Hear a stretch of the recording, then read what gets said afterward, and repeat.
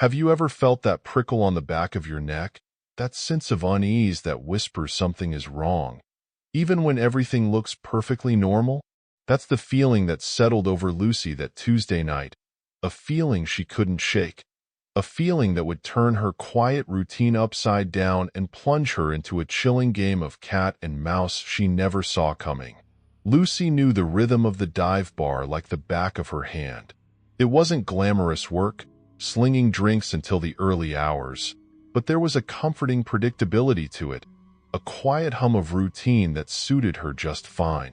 The dive bar, nestled just off the highway, was a world unto itself. It was dimly lit, smelled faintly of stale beer, and something indefinably lived in. The regulars were a tapestry of small-town life, the grizzled truckers with stories etched onto their faces like road maps, the quiet locals who nursed their sorrows in the amber glow of whiskey, and the occasional bewildered tourist who'd clearly taken a wrong turn on the highway of life. The jukebox, a relic from another era, spun the same classic rock anthems night after night, a soundtrack to countless untold stories and quiet contemplations. Lucy, with her name ironically hinting at grace and rhythm in a place decidedly lacking both, was a creature of habit herself. Closing shift was her domain. Weeknights were typically solitary affairs, just her and the lingering echoes of the day's conversations. Weekends, however, were a different beast entirely, a chaotic surge of energy and noise that demanded all hands on deck, though on weeknights she was alone. Alone, but never truly lonely. There was a certain peacefulness in the quiet, a space to observe, to think, to simply be without the relentless demands of a bustling crowd. She did miss the banter with her coworkers, the easy camaraderie that came with shared shifts and spilled drinks, but the tips were undeniably better during the week, and the work was, undeniably, slower. Being alone, however, also meant being vigilant. The dive bar attracted a varied clientele. Bar fights, though not a nightly occurrence, weren't unheard of, a sudden eruption of testosterone and bad decisions fueled by cheap beer and bruised egos. Lucy had learned to spot the telltale signs, the escalating voices, the narrowed eyes, the clenched fists. She was always watching, always aware, a silent guardian in her dimly lit kingdom of spirits. It was this ingrained vigilance that made him stand out immediately. It was past 1 in the morning on a Tuesday, the tail end of her shift. The bar was almost empty, just a lone trucker nursing a coffee at the far end, and a couple huddled in a booth whispering secrets into the dim light. The silence was almost palpable, broken only by the mournful wail of a guitar solo from the jukebox. Then, the door creaked open, letting in a gust of cool night air and a man who seemed utterly out of place, like a finely tailored suit in a room full of worn denim. He was older, late 40s maybe, but there was an undeniable sharpness about him. Clean-cut, impeccably groomed, with an air of quiet confidence that radiated from him like heat from a hidden fire. He wasn't the type of man you expected to see in this part of town, especially at this hour. His clothes, a black turtleneck under a sleek black trench coat, spoke of understated elegance, of money that didn't need to shout to be heard. He moved with a deliberate grace, his posture ramrod straight, as if he carried the weight of the world with effortless ease. Lucy watched him as he paused just inside the door, his eyes sweeping slowly across the room, taking it all in, assessing. It wasn't a nervous glance, more like a practiced observation, a connoisseur surveying a new landscape. Then, with a swift, decisive stride, he headed straight for the bar and settled onto a stool. There was no hesitation, no indecision, just a quiet purposefulness that intrigued Lucy. When she approached him, a practiced smile playing on her lips, he glanced at the rows of bottles lining the back bar, his eyes lingering for a moment on the top shelf. "Something top shelf," he said, his voice smooth, baritone, and utterly devoid of any local twang. He didn't even need to look at a menu. As she reached for the requested bottle, the rich amber liquid catching the dim light, he turned to her, a genuine smile softening the sharp lines of his face. "Do you like working here?" he asked, the question simple, almost disarmingly normal. Lucy paused in her pouring, meeting his gaze. There was nothing in his expression to suggest ulterior motives, no predatory glint, just genuine curiosity. It was an odd question, perhaps, for a stranger to ask, but not inherently creepy. "Yeah, I do," she replied honestly, returning his smile. "It's a living." She added a playful shrug, a bartender's reflex, deflecting any deeper inquiry with humor. He chuckled, a low, warm sound. "More than just a living, I imagine. You meet interesting people, I'm sure." "Definitely interesting," Lucy agreed, wiping down the bar with a practiced hand. She elaborated. "You see all walks of life in a place like this. The good, the bad, and the, well, let's just say memorable." She punctuated her sentence with another smile, hoping to keep the conversation light. She still couldn't quite place him, this man who seemed so out of sync with the dive bar's usual clientele. He leaned slightly closer, his gaze intent but not uncomfortable. "Have you ever thought about doing something bigger?" The question hung in the air, unexpected, a subtle shift in the conversation's tone. It wasn't a pickup line, not in the crude, clumsy way she was used to. There was an earnestness to his question, a genuine curiosity about her aspirations, if she even had any. It was bizarrely flattering, in a way. Here was this man, radiating an aura of success and sophistication, asking her, a small-town bartender, about her dreams. Lucy's standard bartender smile widened, a practiced mask of polite dismissal. "I'm happy for now," she said, her voice carefully neutral. It was her go-to response, a gentle brush-off that usually worked wonders. She was content, in a way. The dive bar offered stability, a routine, and a surprising degree of independence. Bigger felt daunting, undefined, and frankly, unnecessary. He nodded slowly, taking a sip of his drink, his eyes thoughtful, almost disappointed. Disappointed? Why would he be disappointed? It was a fleeting impression, easily dismissed, but it flickered across Lucy's mind nonetheless. For reasons she couldn't fathom, her answer seemed to have fallen short of his expectations.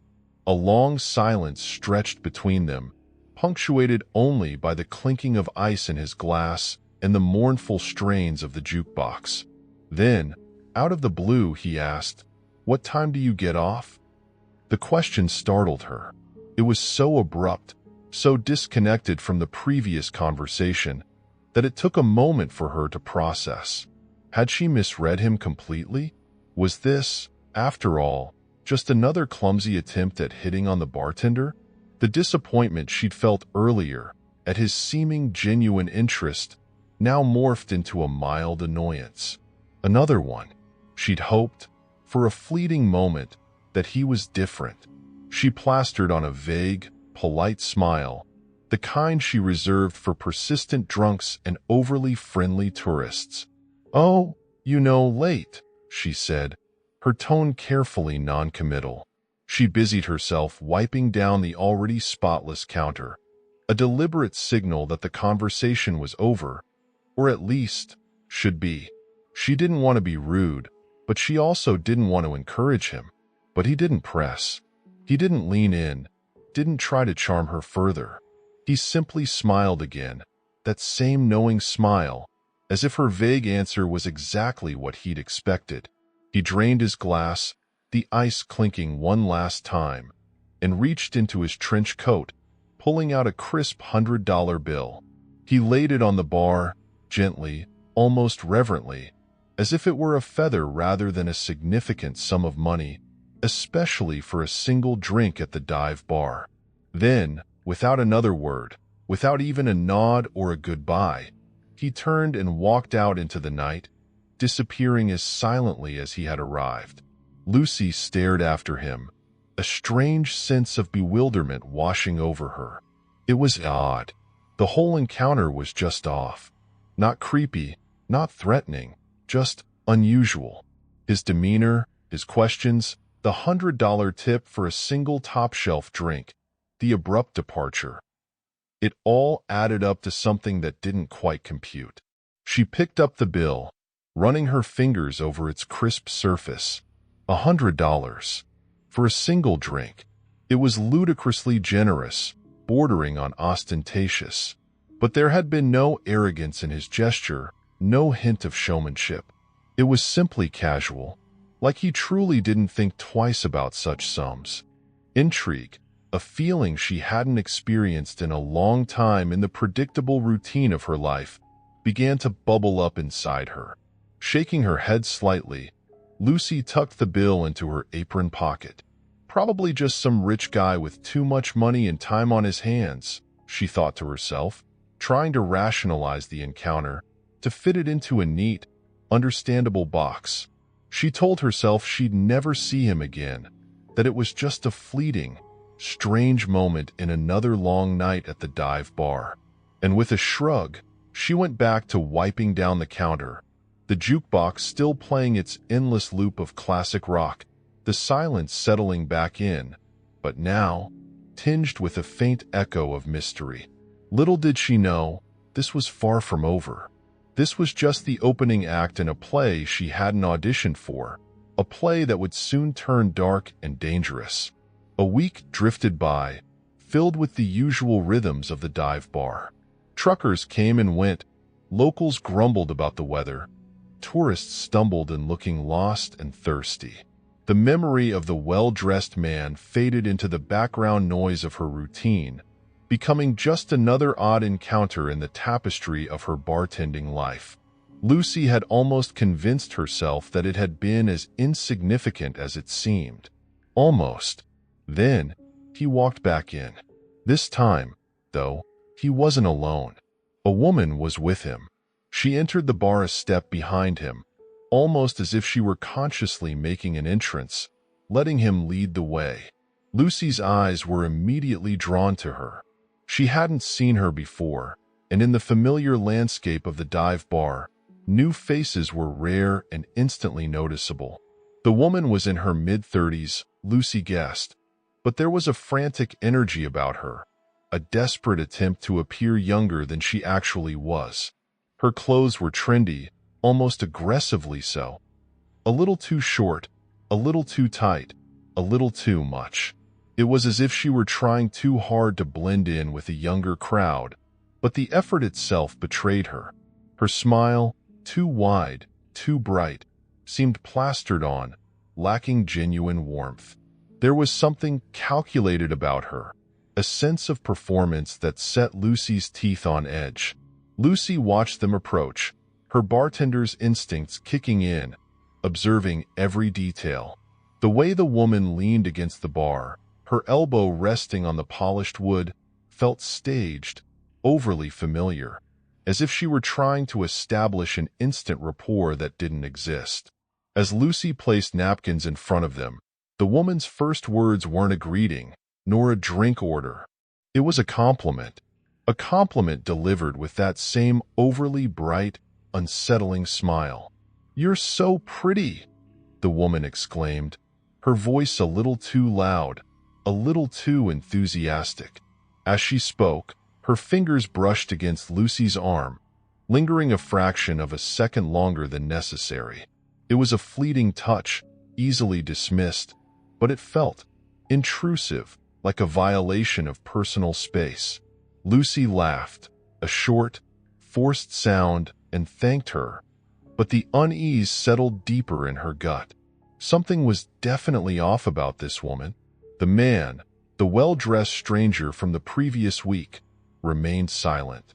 He nodded a polite acknowledgement to Lucy, but said nothing, letting the woman take center stage. This, too, struck Lucy as odd. He had been so talkative during their first encounter, initiating the conversation, asking questions. Now, he was a silent observer, letting the woman do all the talking. They ordered drinks, top shelf again for him, something fruity and brightly colored for her, and as Lucy poured, the questions began. Not casual bar chatter, but a focused, almost interrogative line of inquiry from the woman. "How long have you been working here?" she asked, her smile unwavering. "How old are you? Do you like working nights?" Small talk, on the surface, but delivered with an intensity that felt anything but casual. Lucy answered in short, polite sentences, keeping her responses brief and neutral. She sensed this wasn't small talk. The woman wasn't just being friendly.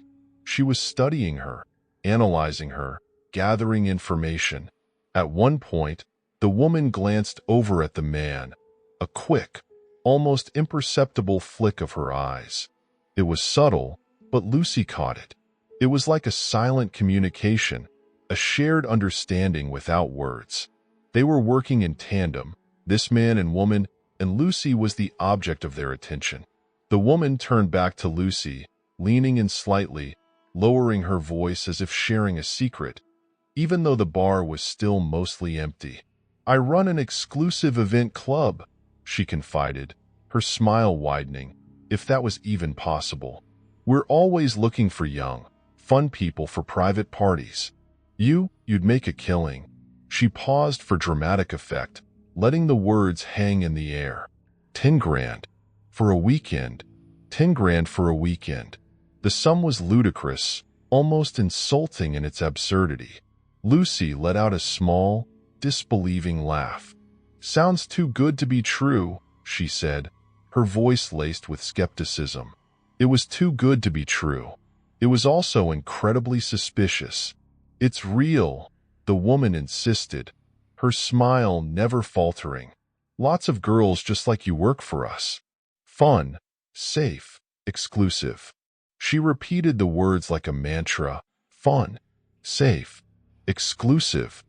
The more she said them, the more hollow they sounded, the more Lucy's unease grew. The woman was trying too hard to sell her something, and whatever it was, Lucy didn't want to buy it. The woman steered the conversation back to the job, circling around the same buzzwords: fun, safe, exclusive, great money. Then, casually, too casually, she dropped the next unsettling suggestion. "You should step outside for a second," she said, her voice still lowered, conspiratorial. "There's someone who can explain it better." Step outside, with a stranger, in the middle of the night, to be explained to about a job offer that sounded like a scam wrapped in a lie. A cold spike of fear shot through Lucy's veins. The friendly mask had finally slipped, revealing something colder, something more calculating underneath. This wasn't just a bizarre conversation anymore. This was a threat. Lucy's pulse quickened, adrenaline surging through her system. She dropped the pretense of politeness, the forced smiles, the vague answers. "I'm good," she said, her voice firm, leaving no room for misinterpretation. Her smile was gone, replaced by a hard, unwavering gaze. "No, thank you." Just then, as if on cue, the front door burst open, and a group of customers stumbled in, laughing and talking loudly, their boisterous energy filling the sudden silence that had fallen between Lucy and the woman. The woman's expression flickered, her friendly mask cracking for just a fraction of a second, a flash of something sharp and angry before she quickly regained her composure. She turned to the man, still silent beside her, a quick, almost imperceptible nod passing between them. Then, without another word, they both turned and left, disappearing back into the night as abruptly as they had arrived. Lucy stood behind the bar, her heart pounding, her breath coming in shallow gasps. She watched them go, her gaze fixed on the empty doorway, a chilling premonition settling over her. Those random people, with their unsettling smiles and too-good-to-be-true offers, had just propositioned her for something she didn't want to even contemplate. And the feeling that washed over her wasn't just unease anymore. It was fear. A cold, creeping fear that whispered this wasn't the end. This was just the beginning. The bar felt suddenly colder, the jukebox music jarringly loud in the aftermath of their unsettling visit. Lucy's hands trembled slightly as she cleared the glasses, the clinking sounds amplified in the sudden quiet. She told her coworkers, those lucky enough to be working day shifts and actually have normal lives, about the encounter when they arrived the next day. And then she told her boss, a gruff but surprisingly protective man named Sal, who'd seen enough strange things in his years running the dive bar to take Lucy's concerns seriously. They huddled together in the back office, reviewing the security footage of the couple. Sal squinted at the grainy images, muttering under his breath. "Damn creeps," he finally said, his voice low and gravelly. "We'll keep an eye out. Cameras are rolling, and you know I'm never more than 15 minutes away if you need me." His words were meant to be reassuring, and they were, a little. But the unsettling feeling lingered, a knot of anxiety tightening in Lucy's stomach. They all agreed to be vigilant, to watch for the couple, to keep each other informed. But what could they really do? As Sal pointed out, they hadn't actually done anything illegal. They'd been pushy, unsettling, definitely creepy, but they hadn't crossed any lines, not in a way that the police could get involved.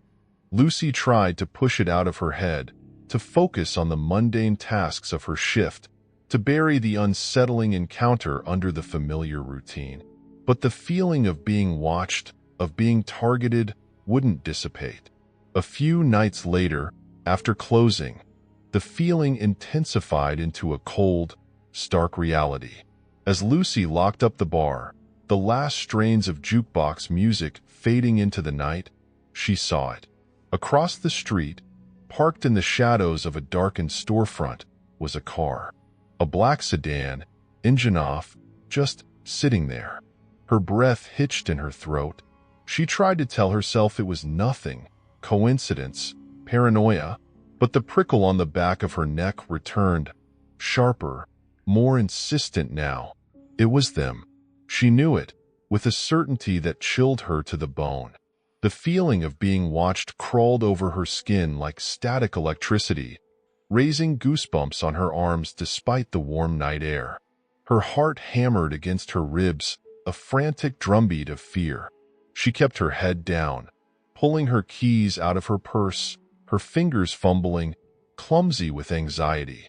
Clutching the keys tightly in her hand, using them as a makeshift weapon, she walked quickly to her car, her gaze fixed on the ground, afraid to look up, afraid of what she might see.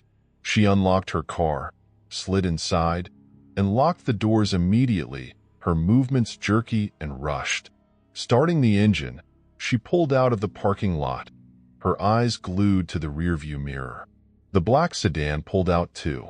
It stayed back, maintaining a distance, not close enough to be overtly suspicious, but close enough to confirm her worst fears. Every turn she made, it followed. Left onto Main Street, right onto Elm, another left onto a side street. The black sedan mirrored her every move, a silent, relentless shadow. Panic began to rise, a suffocating wave threatening to overwhelm her. She was being followed. They were following her. But why? What did they want? She forced herself to breathe, to stay calm, to think. Panic wouldn't help. She needed a plan. Her mind raced, desperately searching for an escape route. Then, an idea sparked, a lifeline in the rising tide of fear. Without hesitating, she made a sharp right turn, navigating the familiar streets with a newfound urgency, her hands gripping the steering wheel so tightly her knuckles practically turned white. She wasn't heading home. She was heading towards safety. A few blocks later, the familiar blue and white sign of the police station loomed into view. Relief flooded through her, a tidal wave washing over the fear, momentarily calming the frantic pounding of her heart. She gripped the wheel even tighter, her determination hardening into steel. She was done running. She was taking control. Pulling into the brightly lit parking lot of the police station, she slammed the gearshift into park, her breath catching in her chest. The second her car stopped moving, the black sedan sped off, its taillights disappearing into the night. A fleeting glimpse of red vanishing into the darkness. They were gone. Just like that. They had been following her, stalking her. But the moment she sought help, they vanished. She sat there for a moment, her hands still trembling on the wheel, the adrenaline slowly receding, leaving behind a hollow ache of fear and a profound sense of violation. She was safe, for now, but she knew, deep down, this wasn't over.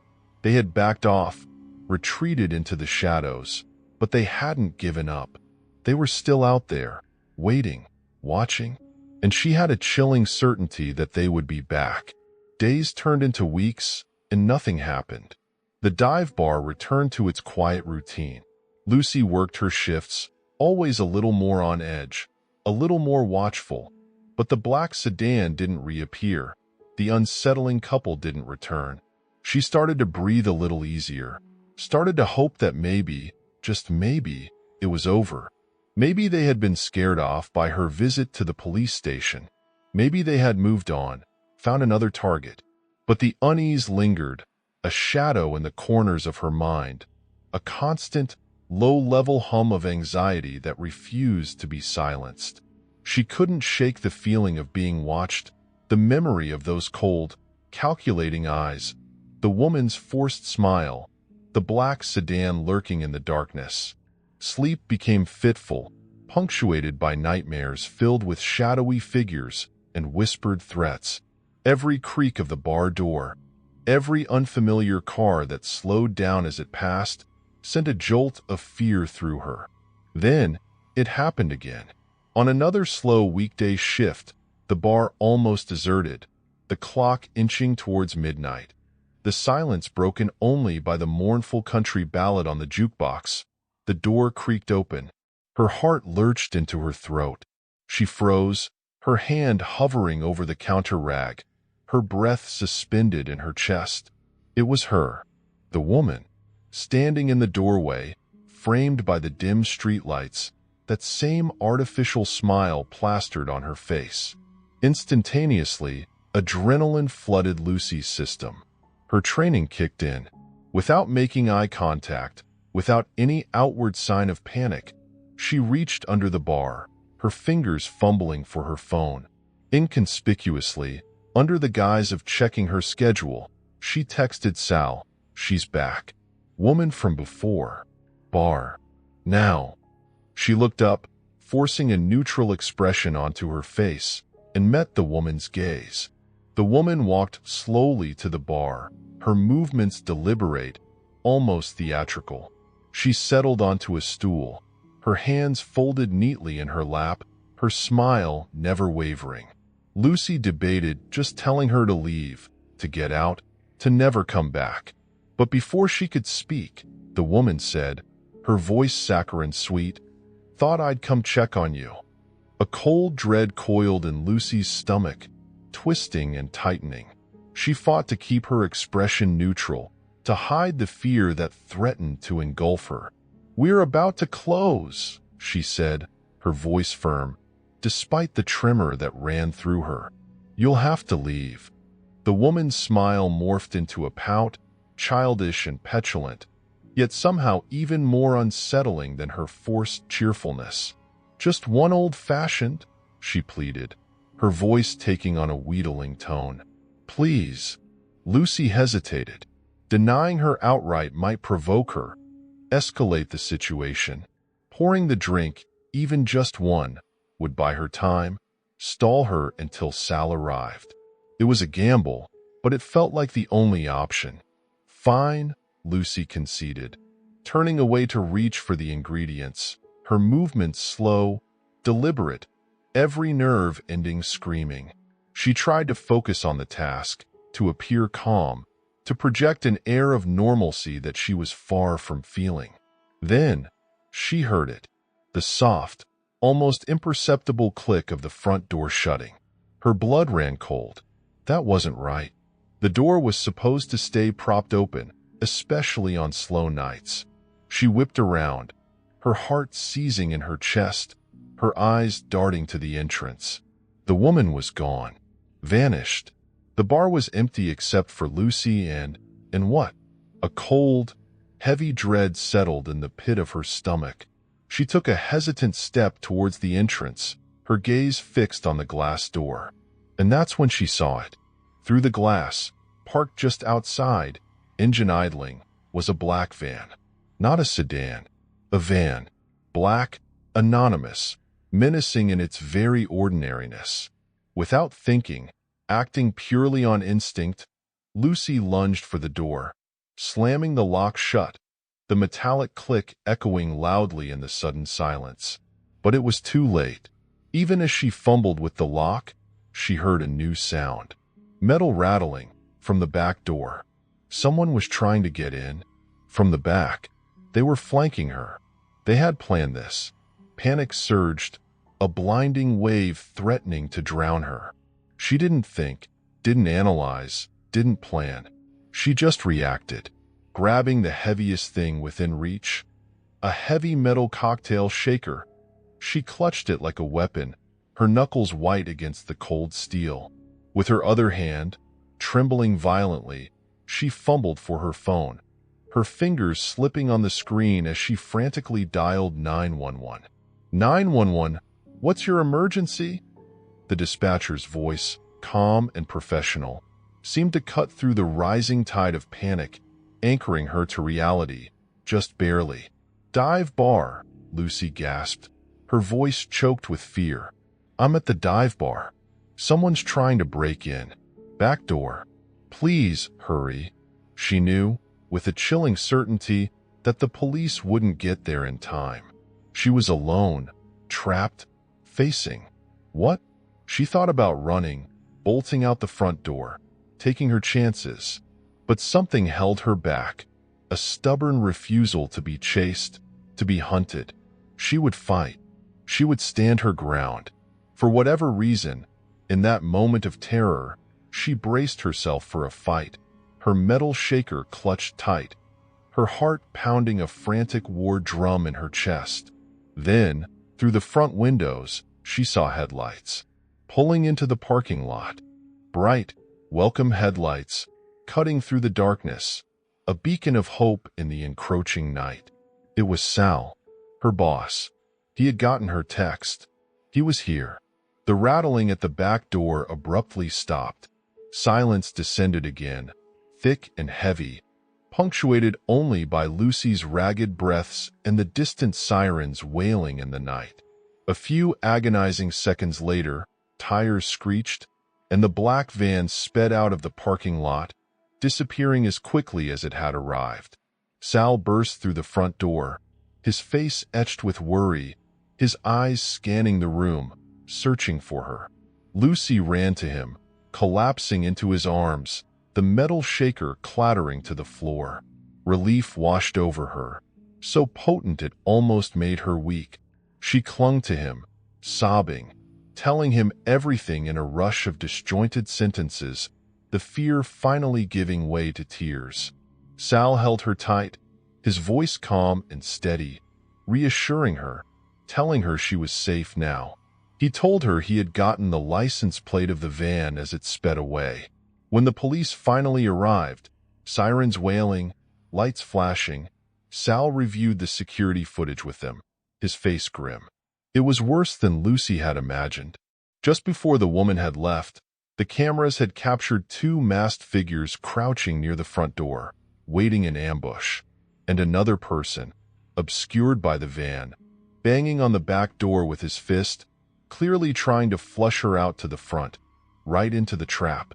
It was a coordinated attack, calculated and chillingly efficient. It was downright horrifying. To make matters worse, the license plate Sal had caught turned out to be unregistered, a dead end. The police promised to investigate, to look into it, but Lucy knew, deep down, that nothing would come of it.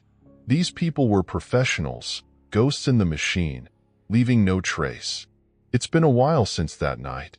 Weeks have turned into months, and no progress has been made in the investigation. The only good news, the small sliver of light in the darkness, is that Sal refuses to let her work alone anymore. There's always someone else on shift with her now, a silent reassurance, a buffer against the lingering fear. But despite that, Lucy is still uneasy, constantly looking over her shoulder, her heart quickening at every unfamiliar face, every dark car that passes the dive bar. She still questions how they knew she'd be working alone that night, how they had targeted her so specifically. It doesn't make any sense, even now.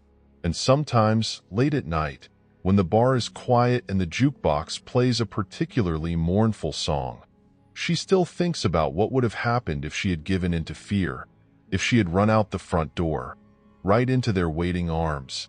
The thought sends a shiver of icy dread down her spine, a chilling reminder of how close she had come to something truly terrible.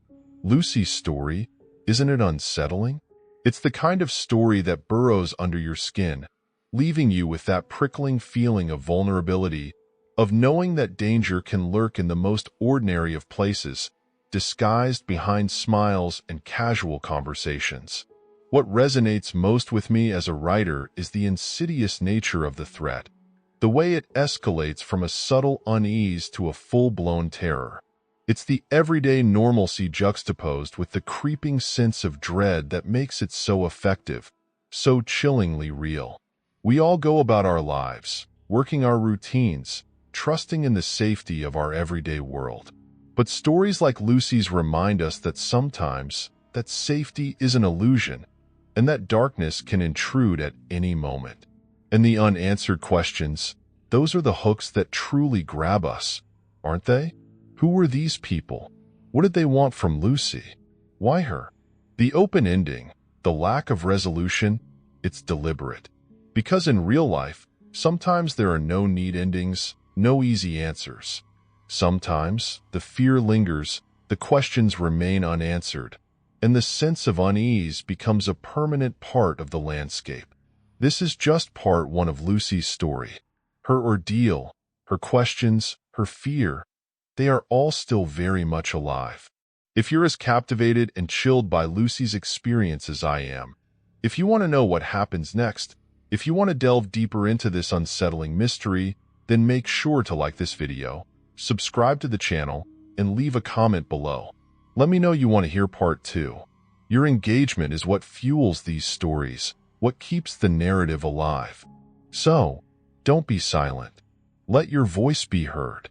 Tell me, do you want to know what happens next for Lucy? Because I have a feeling this is far from over.